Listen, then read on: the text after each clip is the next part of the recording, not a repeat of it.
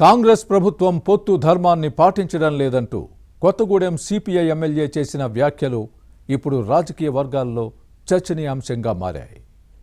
పొత్తు ధర్మానికి విరుద్ధంగా వ్యవహరిస్తే బీఆర్ఎస్కు పట్టిన గతే హస్తం పార్టీకి పడుతుందని వార్నింగ్ ఇవ్వడం ఇప్పుడు రచ్చకు కారణమవుతోంది. కోనంనేని ఆగ్రహానికి కారణాలేంటి? కాంగ్రెస్ పెద్దల ఆలోచనలు ఎలా ఉన్నాయి? రెండు పార్టీలకు ఎక్కడ తేడా వచ్చింది? Was the story?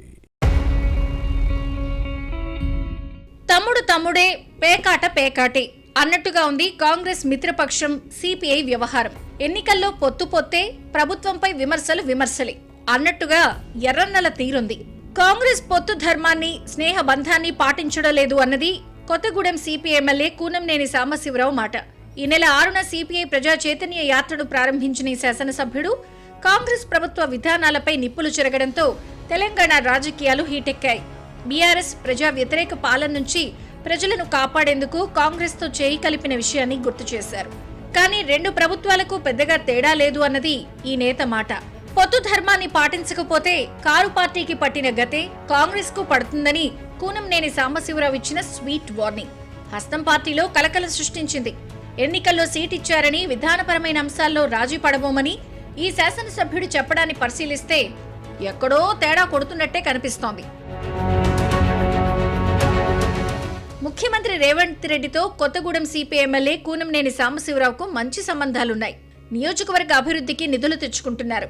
అసెంబ్లీ సమావేశాల్లో బీఆర్ఎస్ విమర్శలు, ఆరోపణలను తిప్పికొడుతూ కాంగ్రెస్ కు మద్దతిస్తున్నారు. కానీ ప్రభుత్వం కొలువుదీరి 2.5 ఏళ్లు గడిచిపోయినా గతెన్నికల్లో ఇచ్చిన హామీలను అమలు చేయకపోవడంపై ఆగ్రహంగా ఉన్నారు. తెలంగాణ అమరుల కుటుంబాలకు పెన్షన్లు, సామాజిక పింఛన్ల మొత్తాన్ని 4,000 రూపాయలకు పెంపు, మహిళలకు ఆర్థిక చేయూత వంటి హామీలను అమలు చేయని విషయాన్ని కూనంనేని గుర్తు చేస్తున్నారు.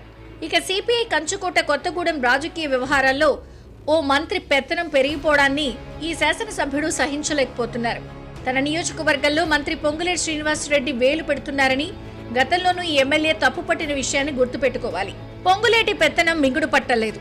ఈ నేత వైఖరిని పరిశీలిస్తే కాంగ్రెస్ తో తాడోపేడో తేల్చుకునేందుకు సిపిఐ సిద్ధమైనట్టే కనిపిస్తోందన్న విశ్లేషణలు ఉన్నాయి.